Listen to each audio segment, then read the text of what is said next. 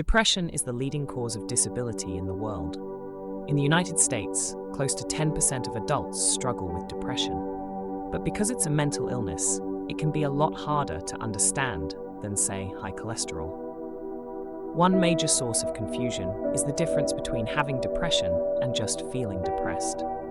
Almost everyone feels down from time to time. Getting a bad grade, losing a job, having an argument, even a rainy day can bring on feelings of sadness. Sometimes there's no trigger at all. It just pops up out of the blue. Then circumstances change, and those sad feelings disappear. Clinical depression is different.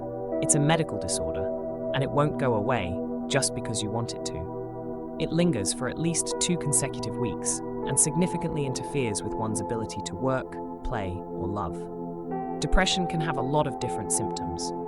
A low mood, loss of interest in things you'd normally enjoy, changes in appetite, feeling worthless or excessively guilty, sleeping either too much or too little, poor concentration, restlessness or slowness, loss of energy, or recurrent thoughts of suicide. If you have at least 5 of those symptoms, according to psychiatric guidelines, you qualify for a diagnosis of depression. And it's not just behavioral symptoms. Depression has physical manifestations inside the brain.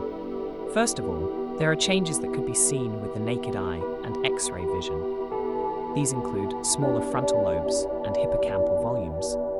On a more micro scale, depression is associated with a few things: the abnormal transmission or depletion of certain neurotransmitters, especially serotonin, norepinephrine, and dopamine, blunted circadian rhythms, or specific changes in the REM and slow wave parts of your sleep cycle, and hormone abnormalities, such as high cortisol and deregulation of thyroid hormones.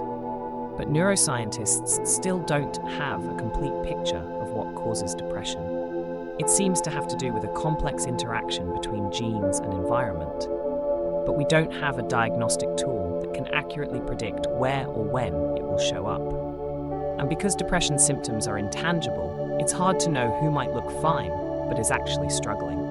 According to the National Institute of Mental Health, it takes the average person suffering with a mental illness over 10 years to ask for help. But there are very effective treatments. Medications and therapy complement each other to boost brain chemicals.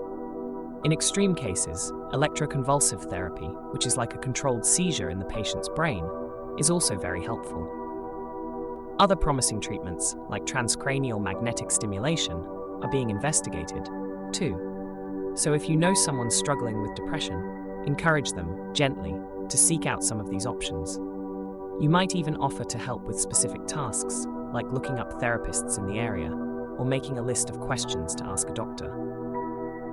To someone with depression, these first steps can seem insurmountable. If they feel guilty or ashamed, point out that depression is a medical condition, just like asthma or diabetes. It's not a weakness or a personality trait, and they shouldn't expect themselves to just get over it any more than they could will themselves to get over a broken arm. If you haven't experienced depression yourself, avoid comparing it to times you felt down. Comparing what they're experiencing to normal, temporary feelings of sadness can make them feel guilty for struggling. Even just talking about depression openly can help. For example, research shows that asking someone about suicidal thoughts actually reduces their suicide risk. Open conversations about mental illness help erode stigma and make it easier for people to ask for help. And the more patients seek treatment, the more scientists will learn about depression, and the better the treatments will get.